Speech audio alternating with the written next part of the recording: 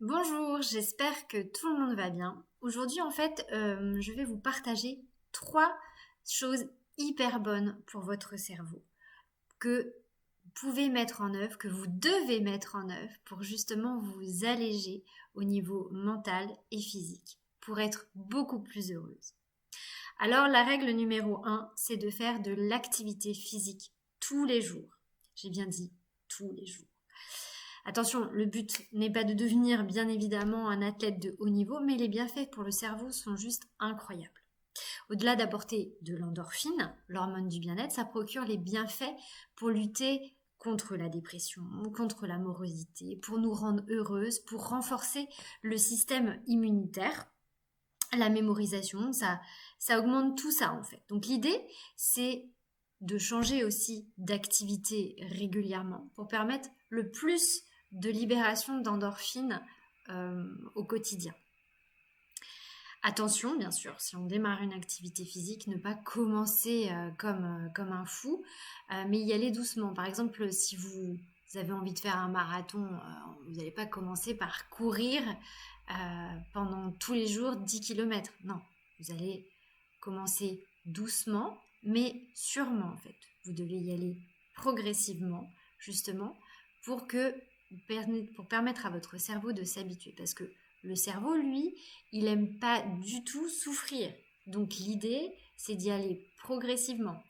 Parce que c'est comme si vous allez poser autrement votre main sur une plaque de gaz ou une plaque électrique. Après, ça fait mal. Donc souvent, on n'y retourne pas. Donc là, c'est pas du tout l'objectif. Donc, le numéro 1 des sports, c'est la marche. Ça tombe bien, j'imagine que vous en faites assez régulièrement. En fait. Donc, c'est l'un des sports qui ait le plus d'impact sur notre dimension cognitive, parce qu'elle favorise la créativité.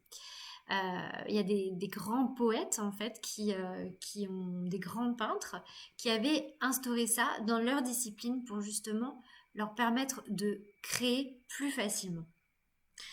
Maintenant, la question c'est quand faire du sport. Peu importe en fait, j'ai envie de vous dire. L'importance, c'est la pratique régulière d'une activité. Parce que vaut mieux faire 20 minutes tous les jours que des jours genre 1 heure et des jours pas du tout. L'idée, c'est de mettre le corps en mouvement pour créer des neurotransmetteurs, pour aussi mettre donc ce corps qui va bouger et vous permettre de brûler également des calories. Donc au niveau des heures, c'est bien d'avoir des heures fixes, peut-être plus le matin, peut-être plus le soir. C'est en fonction de votre organisation à vous. La deuxième astuce, c'est bien se nourrir. Bah oui, parce que on sait aujourd'hui qu'une grande partie de notre intelligence est liée à la façon dont nous nous alimentons. Il y a plein d'études qui sont orientées sur cette voie-là. Votre cerveau consomme énormément d'énergie et il représente à peu près 25% de votre consommation énergétique.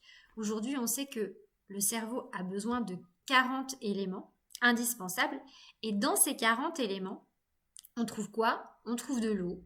Donc, ça tombe bien, le corps est composé à 70% d'eau.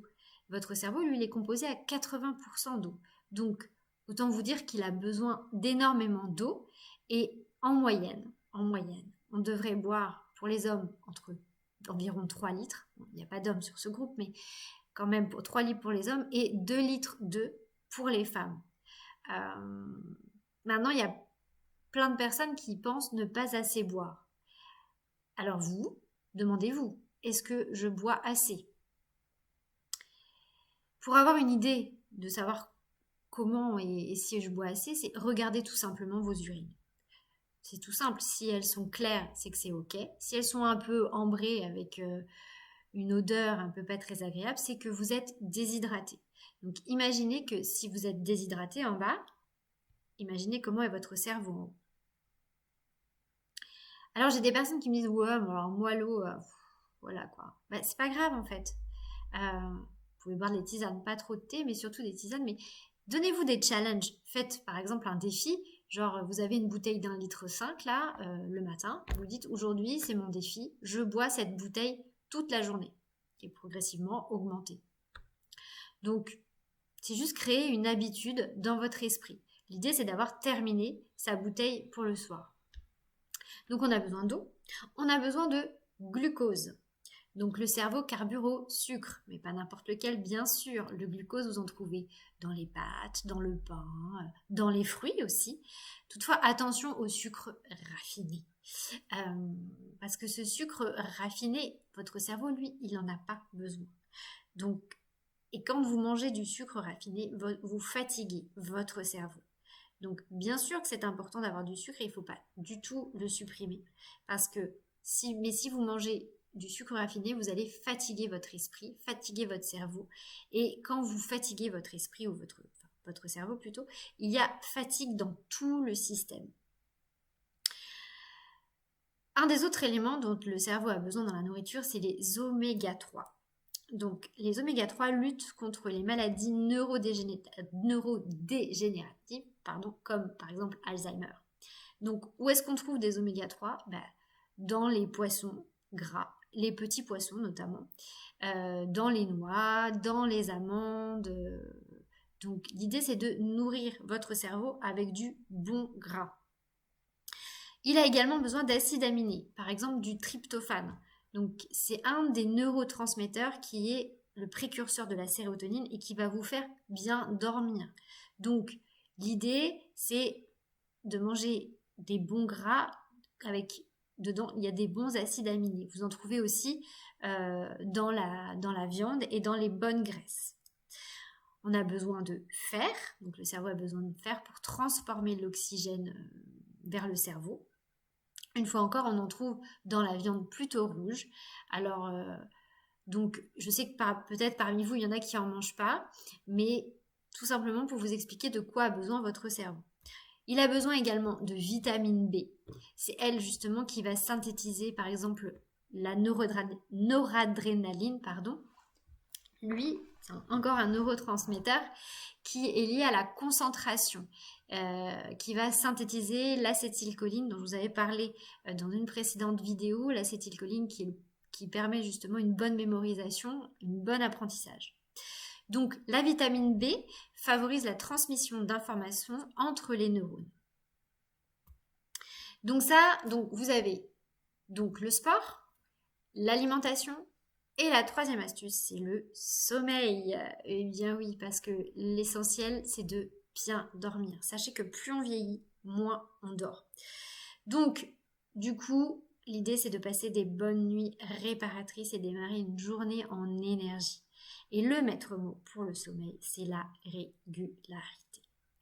Bah oui, parce qu'en fait, votre cerveau, il fait pas la différence entre le week-end et la semaine.